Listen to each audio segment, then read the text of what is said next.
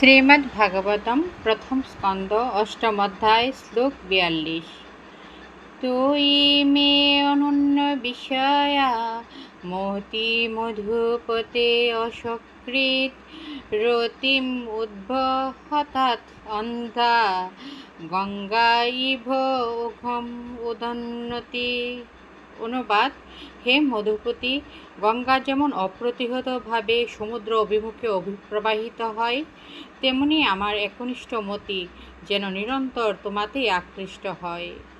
তৈ তোমাকে, মে আমার, অনন্য বিষয়া একনিষ্ঠ মতি মনোনিবেশ, মধুপতে হে মধুপতি, অসকৃত নিরবিচ্ছিন্নভাবে, রতিম আকর্ষণ, উদ্দাহত প্রবাহিত হোক, অদ্যা সারিভাবে, গঙ্গা গঙ্গা ইব মতো উঘম প্রবাহিত হয়, উদন্নতি সমুদ্রে।